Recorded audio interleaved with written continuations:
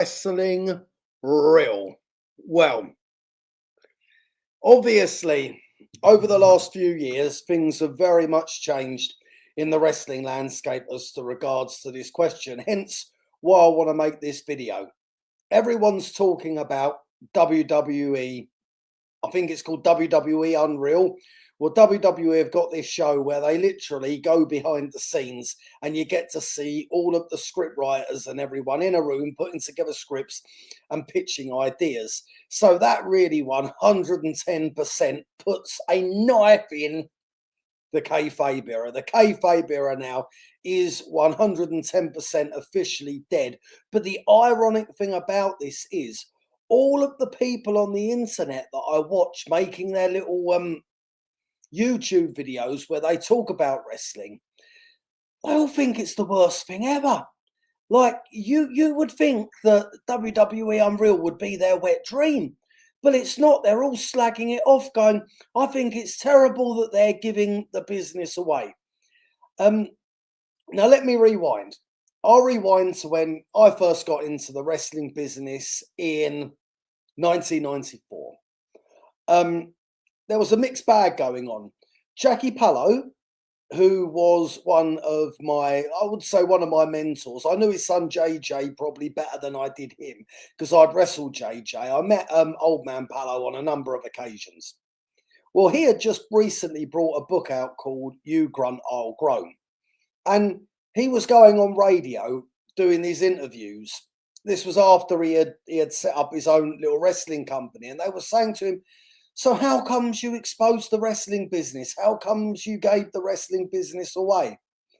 And he would say, "Well, the future is going to be people reviewing wrestling. They don't care who wins or who loses. They're going to review it, similar to how they review films." At the time, there was a massive backlash. And in many ways, I was kind of involved in the generation that had the backlash. Everybody hated him and they wanted strict backlash on what he had done. We shall now not give away kayfabe at any costs whatsoever. Well, in those days, it was actually called Queen's Park Rangers, we used to call it. If there was anyone that was a stranger to the inside, we would call them Queens. Queen's in the changing room, Queen's over there. What are you doing? There's Queen's about. Now, when I was younger, I didn't have it installed into me to keep Queen's, which is now kayfabe. I had it beaten into me to keep it. Because like the first time I ever got interviewed by the television when I was training, we'd done this little thing on ITV. They said to me, "Well, why do you want to be a wrestler?" And I said, "Well, originally I wanted to be an actor, but like this seems like it's a lot more fun and it involves sport and I love sport and I love martial arts and it's involving all." Well, I got a clip round the ear hole for saying that. The second the camera stopped rolling, my wrestling coach at the time, he slapped me across the face. He's like, "Why did you say that? Why did you say that, you idiot?" And they actually done the take again and I said something different the next time. So there always was this little backlash to it. As far as I'm aware, and you can watch some of the old wrestling films from the 1950s, the 1960s, and even the episode of Coronation Street that the wrestling's in. There's a little scene where two wrestlers do an injury finish, and when one of the wrestler goes to the back, one of the wrestlers goes to the back, he gets off of the chair, the stretcher, gets off of the stretcher, and he gets up and he pops up and he shakes his opponent's hand and he goes, "Thank you very much," and walks on. And I think even before that, when wrestling shows were in theatres in the late 1800s, there always was this wrestling being a show and people still talking about it as being a show. It wasn't always as strict as what one might think. As far as I'm aware, I know there would have been ends of wrestling where they were very strict on it, but I think there was ends of wrestling that weren't so strict on it. Did the people care that it wasn't real, or did it have to be a legitimate sport? Well, I'll keep talking on that one. I will keep talking on that one. So, in the 90s, what we would do at wrestling shows is before the show starts, we would go out into the crowd when people were entering the arena, the hall. I won't call it an arena because we were just doing town halls and theatres and holiday parks. And we would actually have a little argument with our opponents. Like if they were walking that way, you was walking that way. As you were walking past each other, you would barge into each other and you would play a little, yeah, you want some, do you? You want it, do you? Yeah, okay, come on then, you this, you that, you this, you that. And they would give it back to me and I would give it a little bit to them. Okay, I'll see you in that ring tonight. And you would get a little bit of a crowd gather round, almost like a little fight at school. And we would do this at the carnivals. We'll do this at all different places. Now, I took this one step further. This way of working. We would do these little kayfabe fights, as we called them, when we were down the gym. We would do these little kayfabe fights when we were on the streets. We would actually do it as a little bit of fun and a little bit of a training exercise. We would put on these kayfabe fights. If we was at a bar or at a restaurant and two of us were sitting opposite each other and we noticed that there was somebody there that was at one of the shows, we would start having an argument with one another. And we would start, yeah, you want it, do you? You can have it tonight in the ring. I'll see you in the ring. Oh, come on then. And they'll give me a shove. I'd give them a shove back. And that was how we worked at that moment in time. And we carried on doing this until, I would say it was still happening in 2010.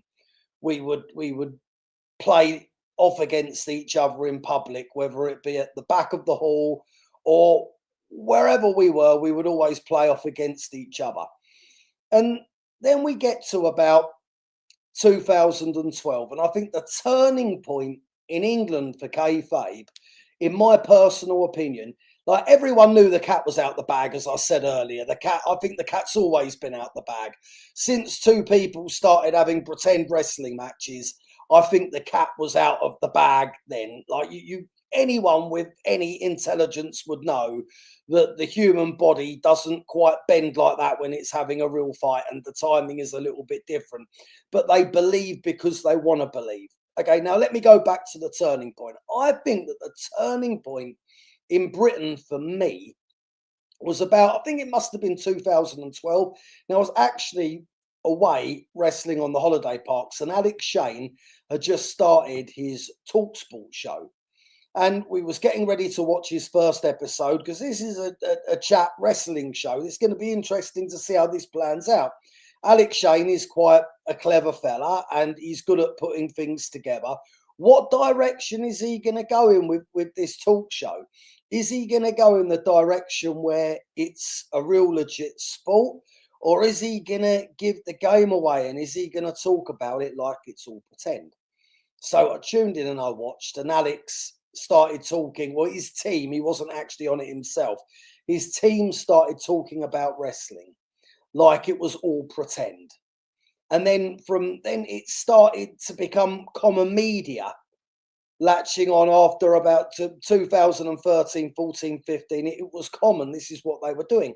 Well, anyway, on our teams, we were still doing the same thing.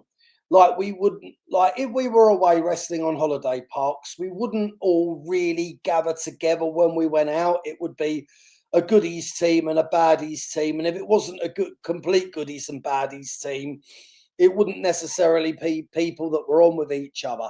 And we wouldn't necessarily socialize with the person that we was on with. We would keep a wide berth. Like we had a rough idea what we were doing. We always stayed away.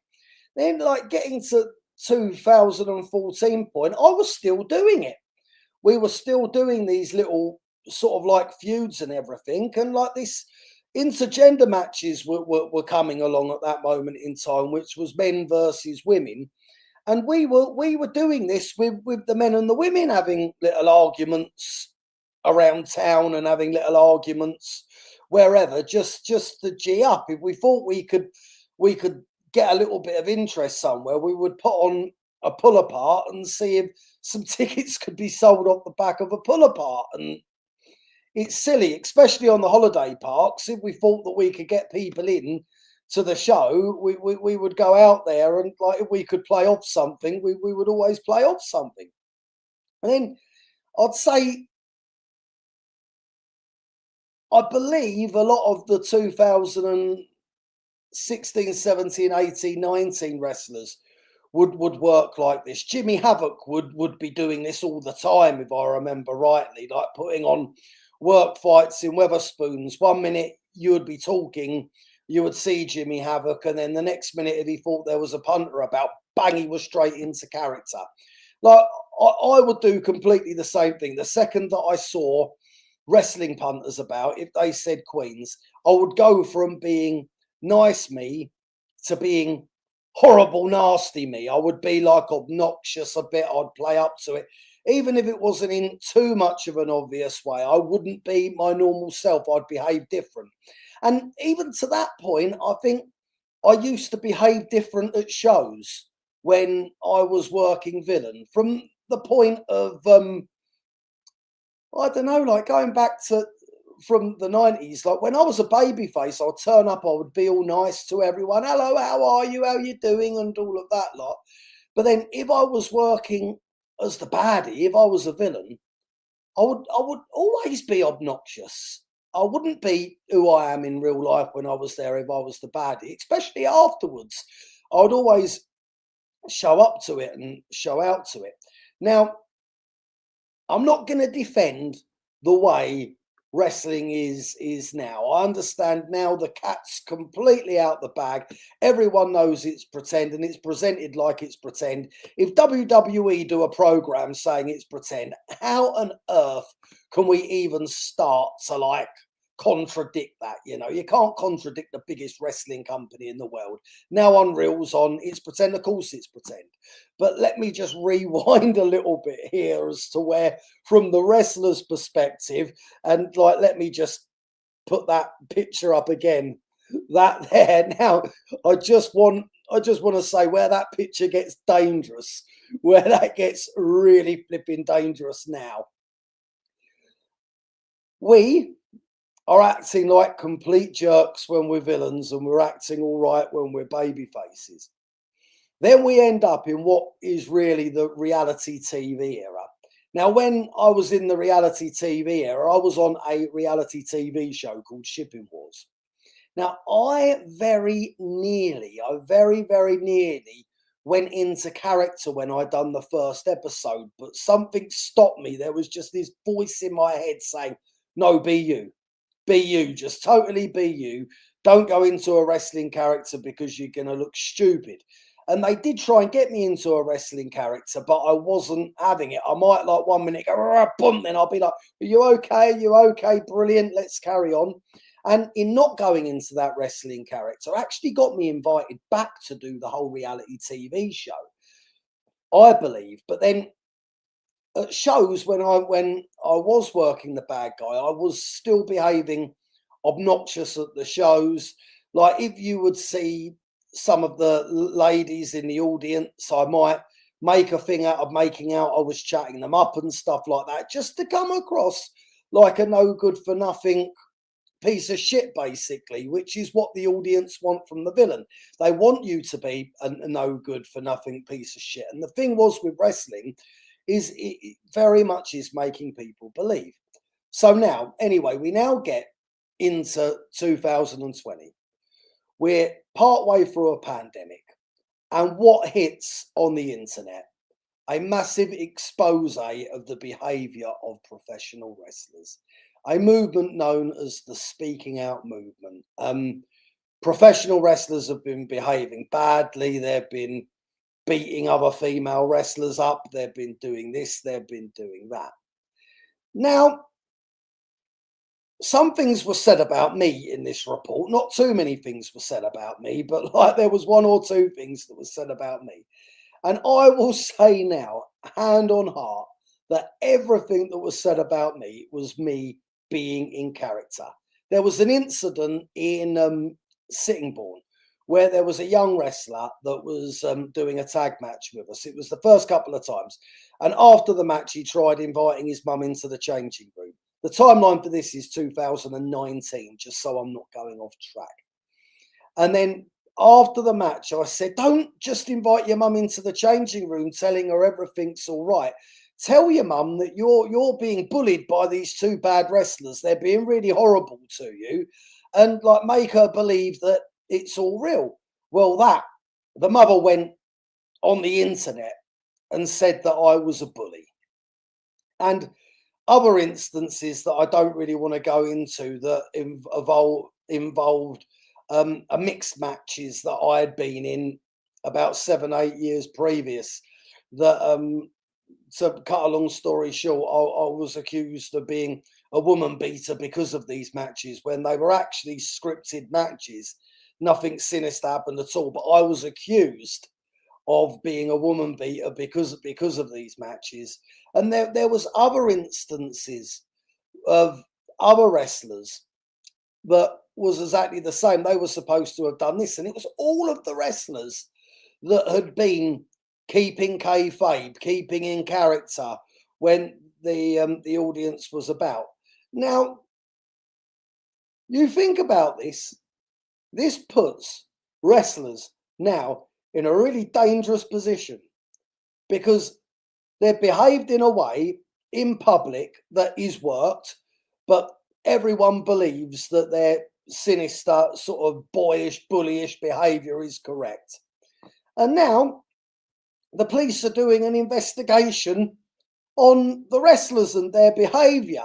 So now we've gone from keeping kayfabe, oh, wrestling's real, I'm hard, I am, no one could beat me in a fight, watch this, I'm going to do him, I am, to being like, it's not real, we're only pretending, it's not real, we're only pretending.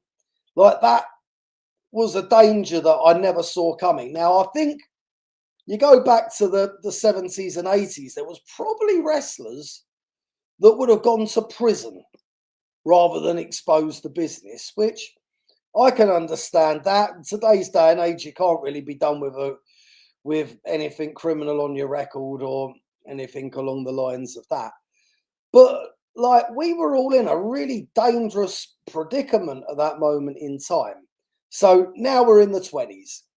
You go on the internet and even the biggest company in the world presents it like it's not real. What do we do as British wrestlers now? Well, what I've personally done is I have right now put the kayfabe era totally behind me, but I don't do it in a way that I like giving the magic away. I don't like giving the magic away at all. I don't like saying this is how that happens, that is how it happens, because I find that to be really, really an uncomfortable and awkward position to be in, to be fair. But it's a tough one.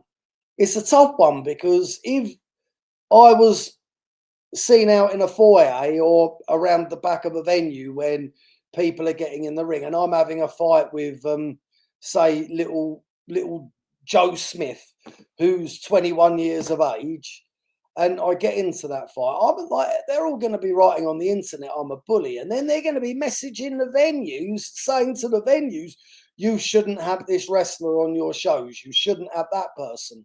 And what one of these little sort of like kayfabe shoots just to make things a little bit more interesting, all of a suddenly are being used as prosecution for you not to be at a show.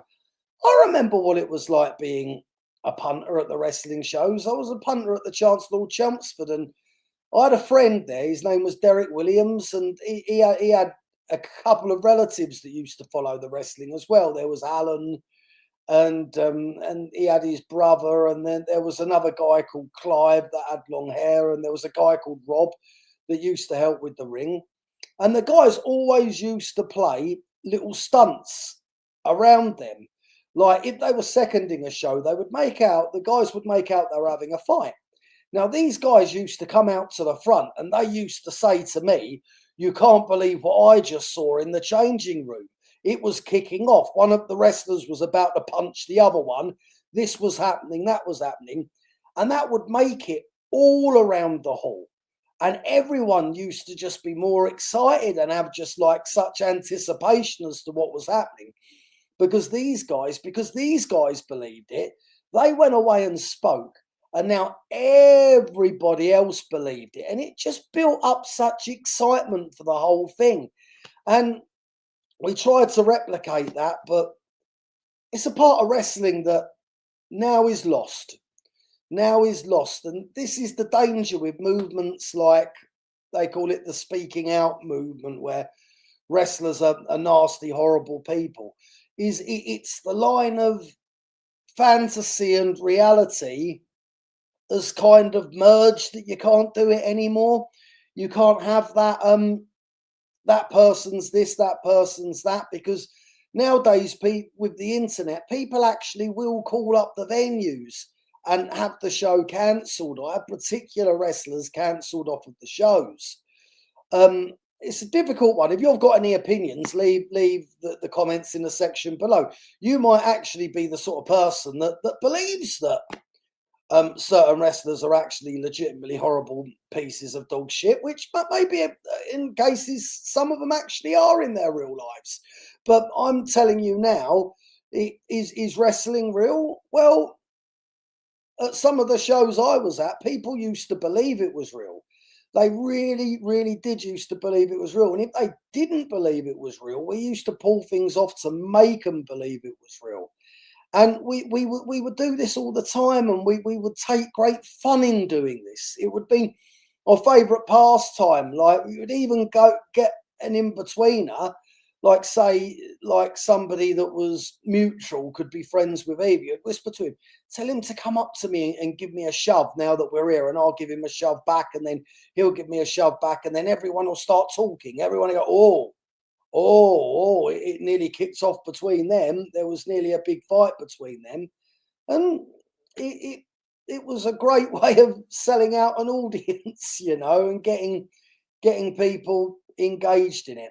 Now, what do I think of WWE Unreal, where it's gone as far now that there's actual script writers scripting what wrestlers do? Well, you've got to remember one or two things. In America, they do their wrestling shows live. Monday Night Raw is live, and I believe SmackDown, Friday Night SmackDown, I don't know whether that's live. I don't think it ever used to be. I think it was just Monday Night Raw that was live. But then, obviously, the pay-per-view events are live. Now, if they make one mistake during that live television broadcast, they get fined an awful lot of money. So everything has to be on point. They have to have everything down. They have to have everything completely and utterly scripted. With British wrestling, we just wrestle mainly in front of a live audience. Yeah, you might have somebody filming for YouTube, but it's not like if something goes wrong and that footage is on a live, it's only, say somebody has their underpants pulled down and their todger falls out, or one of the girls' bras comes undone and their boobs fall out, or something like that. And they're on YouTube Live. Well, it's that person might lose his YouTube channel, but that's small in comparison to WWE losing the Netflix contract because something terrible happens in the middle of the ring. So there's scope for wrestling in England to be a lot more ad libs, so we don't have to script our wrestling as much. As a matter of fact, you even get completely ad lib wrestling, which I love doing. If I could wrestle as just an ad lib wrestler, I'll wrestle as an ad lib wrestler all day long. And you can't really say that is fake. You can't really say that is fixed or fake, because two guys go in the ring and neither or has an idea, and you just kind of go in there and you wrestle and you feel each other out and you get what you can on each other. As far as like pressure being applied to people's limbs and strikes being made, well, in wrestling back in the olden days, when it was presented as being completely and utterly legit. And in many ways, some of those matches were real. I'm not going to tell you that all of the World of Sport matches were fixed, because they weren't. They weren't fixed. Some of those matches were complete legit matches. Now, back in that situation, you're only allowed to strike the body in certain positions. You're only allowed to thump in certain positions. You're only allowed to hit, and you're not allowed to yank a submission on full pelt. You're only allowed to ooze a submission on. And if you break those rules, the referee will just disqualify you, and you'll be out. But I've been in the ring in matches, and I haven't been told who's winning and who's losing. I've had plenty of matches where I haven't been told who's winning or losing. I've actually got one coming up tomorrow. I'll just find out who my opponent is tomorrow, and I'll see him in the ring. And like it kind of is who can kick out and who can't kick out. That's the situation. So in England, that is different. But what we don't do anymore is we don't put chili sauce on the occasion when we walk out there. We won't go around the back or in the town at 4 o'clock when we know people are in that area and they might pay to see something if there's a little bit of an animosity or a fight going on in public. We don't do that anymore. And we don't really do like have wrestlers scrapping at the backstage passes or anymore. We take into consideration it might be a little bit scary in today's age, and it might go a little bit too far. And we don't want to get cancelled by the venues. And I'll be honest with you, when I'm in the ring, I play the part of Phil Powers. If you look at this, you've got Philip Pole, Phil Powers at the top. Now, Philip Pole is who I really am. Phil Powers is my wrestling demeanor. Phil Powers is my wrestling character. Now, I've got to learn when to turn Phil Powers on and when to switch him off again. And when I'm Philip Pole, as all particular wrestlers do. We got ourselves into so much trouble doing these little G's that we used to do and creating this fantasy animosity that people loved and believed, that it's changed. It has changed. If you ever see two wrestlers scrapping outside of a venue before the show now, or out the back, or anything along those lines, you can guarantee me it's 100% real. And I can also guarantee you that the matches that you see in the UK, they're not always scripted. There's a lot of wrestlers now, the youngsters, that don't like doing that. They don't like going into the ring without talking to each other. Like, it's just alien to them. But for some of the good old-fashioned pros, it's the way it's done. It doesn't always feel right scripting, and you don't. Why would you want to be in a totally scripted industry? I get why WWE do it. I get why AEW do it. I get why all of the big boys do it. But we don't always do that in this country unless we have to, or unless the show hits a certain point where this match needs to go 25 minutes because we've just had 3 matches go short. You guys need to go in there and feel each other out and work quite a lot out here, like choreograph this, because people are paid to see a show and they're not going to get the show because the first 3 matches ended quickly. That kind of scenario. But it's different strokes for different folks. I think that the kayfabe era right now gets a different audience. It gets a critical audience, a very critical audience, because the second people think something is performance and it's entertainment, they're going to look at it from a performance aspect, and it's going to be, oh, that performance wasn't as good as what it should have been. Those moves weren't as fluent as they should have been. That could have been a little bit tidier, and that could have been a little bit nicer as well. When it's legit, people are more like, oh, anticipation, oh, anticipation. Oh, what's going to always hurt his knee? He's hurt his knee. Did you see that? He tripped up, he hurt his knee. Oh, ouch, ouch. Everyone knows what it feels like to have a bad knee, don't they? Let alone when you're on the floor in a wrestling ring and you're chewing the canvas and you're hopping. Everyone can feel that, can't they? But a performance, it just takes it to such a different dimension, almost like the ballet or the synchronized swimming, or the performance of Arthur or the performance of Oliver Twist, Shakespeare. Well, I felt that the lines in Arthur weren't quite as fluent as what they could have been, and the actor may have stumbled across his performance a little bit. It's just, it's a different dimension, and I feel that the kayfabe era has given the wrestling a little bit more of a nasty audience, a nasty critical audience, a horrible audience. But in many ways, this horrible, nasty audience as well still wants to believe.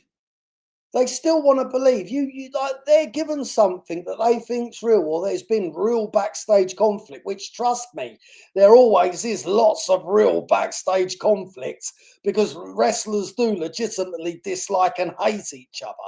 You only have to hear some of the things that get said over the telephone and the bus throwing and the cement mixing in the industry to actually know that that is no bullshit. Wrestlers do not like or get along very well with each other. They might pretend to, but the reality is wrestling is the most two-faced, conniving, backstabbing industry on the face of the planet. And everything with 4 ring posts and a square in as a fight sport is exactly the same. Acting is exactly the same. They say the worst industries in the world for backstabbing is politics, wrestling, and prostitutes are the worst industries in the world. They're the ones that talk out on each other and accuse each other of misdemeanors on the internet more than ever. So the hatred is well and truly true, trust me. But this audience, they do want to believe. And maybe that's what programs like Unreal can make them believe in a different way. But the magic tricks. A good magician doesn't give his magic tricks away. But it's hard now. It's so hard because where there's so much content on the internet, and all you see from this content is people talking about the inner workings of professional wrestling. It kind of means that if you don't join in and you don't end up doing the same thing, are you left behind? And is the thing that is really gonna kick wrestling, not just at my level, because I'm not at the lowest level of wrestling, professional wrestling, but I'm not at the highest level either. I'm caught in the middle. I'm caught in the middle between the low level and the high level, just to point that out. But is what could potentially kick wrestling in the arse one thing that it did have when I was a kid and I used to watch the wrestling at the Chancellor Hall, Chelmsford? What did those wrestlers have, with Derek Williams coming up to me because he was the second, telling me about there was a scrap in the changing room between this one and that one. Stevie J and Mike Roberts had a fight in the car park. Task Force 1 put Robbie Brookside up against the wall. Kendo Nakasaki and Giant Haystacks were pushing and shoving each other in the changing room. Like he used to, Skull Murphy was another one, that the things he had done in the changing room that used to scare him. That meant to me the wrestlers had a mystique. They had a complete mystique. Like any wrestler, if you like them or hate them, if there's gossip about them that you're not too sure about, you've heard this one's a bad person that does this, beats people up in his spare time, robs old grannies out of their pension, does all of these horrible things. And if the punters believe it, if that's true or that's false, if a wrestler has got that, He's got one thing. That's a mystique. That wrestler has a mystique where people don't know, but they think about it. They're like, oh, is he a legitimately bad person? Is this the kind of person that you would imagine would be in prison? This guy should be locked up. He should be institutionalized. This guy shouldn't be allowed to wrestle at the Fairfield Halls, Croydon. He shouldn't be allowed to wrestle at the Colston Hall, Bristol, let alone Crystal Palace. What's this guy doing on TV? He shouldn't be on TV. That wrestler shouldn't be on YouTube. That wrestler shouldn't be there. Well, those guys end up in that situation because they've got a mystique. But that mystique in the Me Too era caused a lot of those wrestlers to be cancelled. The mystique cancelled them. But if you have wrestling without the mystique, where everyone knows the character, the real life person, the real inner workings of that person, is it over?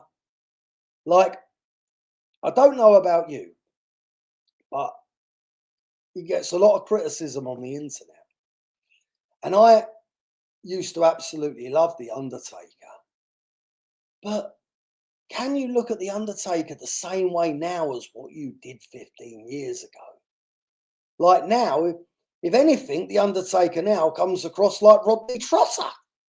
You know, like The Undertaker comes across like this tall, gangly, lovely, gently spoken boy that could be Del Boy's brother, rather than the badass that he once is. Like, don't get me wrong, I bet if it come down to it, The Undertaker would be a legit badass, but he just comes across as this lovely, softly spoken, wonderful husband, this wonderful guy who would probably be manipulated by his brother Del Boy. He's Rodney Trotter now. He's not The Undertaker because he's lost his mystique, completely lost his mystique.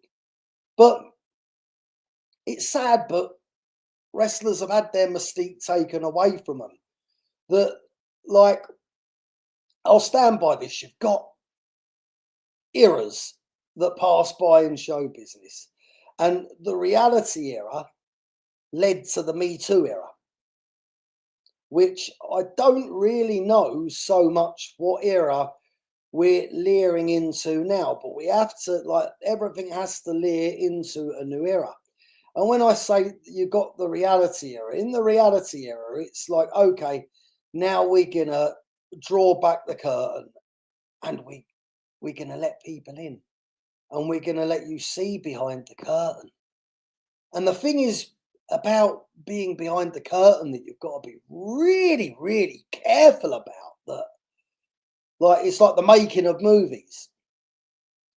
That person that you really liked, that actor that you thought was sensational, that was brilliant. Well, the first time you get let behind the curtain, you're like, oh, that was really cool, that. Yeah, seeing the actual people, that was great. And then the next week you get let behind the curtain. It's like, oh. Then the next week you get let behind the curtain. You're like, yeah. I can't believe he has free sugars in his coffee. Oh, cheek of it, having free sugars in his coffee. That's a bit greedy. And he has a lot of milk. And I saw him eating donuts. I thought he was supposed to be a weight trainer. Oh. And then the next week you get let behind the curtain. It's like, he's a Donald Trump supporter. I don't like him now. He supports Donald Trump. And he likes cheese on toast. And he drinks Coca-Cola. Oh, I hate him now. I hate him. So you've let them behind the curtain. And now they're not only seeing into the performers, they're actually seeing things they don't like about the performers. Well, I don't like his trainers. He wears Reeboks. I'm a Nike man myself. I can't support him now because he wears Reeboks. Oh, disgusting. and he plays with a Nintendo 64. I'm a PlayStation man, me. And then the guys, not only have they lost their mystique, they've lost their star quality as well to this. And it's all drawing the curtain back and letting them behind the curtain, letting people behind the curtain to see the actual skin and bone of the specimen, to learn that this is a human being that burps and farts, is what they've now learned. But not only is it a human being that burps and farts, it's also a human being that's got political opinions that I don't agree with. It's also a human being that likes food that I don't like. It's also a human being that drives a Tesla. He drives a Tesla. I can't like him now because he drives a Tesla. You know, that's life.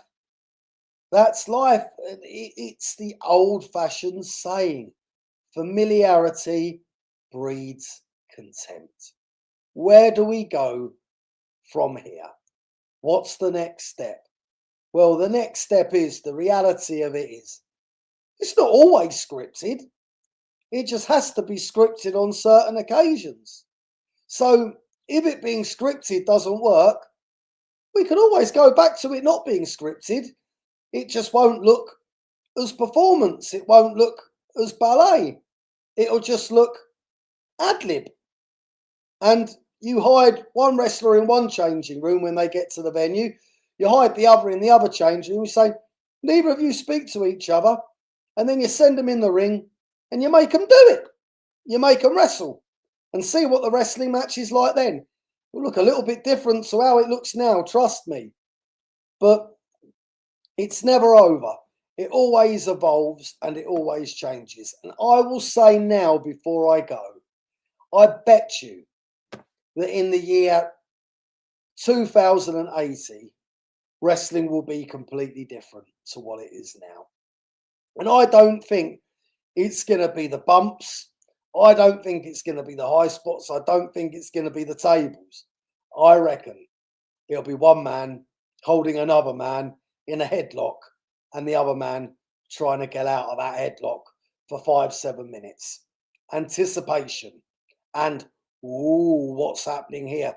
Because people will eventually get sick and tired of this era that we're in right now. You can't put the toothpaste back in the tube, but you can always rewrite trends and history. It always goes round like a wheel. I could be an idiot, but I bet you the day's going to come where you're going to be watching a completely different wrestling, and it will be more like what it always was like. On that note, thank you very much for watching this video. I will leave now, and please watch more of my lives. This has been an interesting one. This has been a fun one on the Philip Pole channel. Give this channel a like and a subscribe, and I'll be back with more bullshit soon.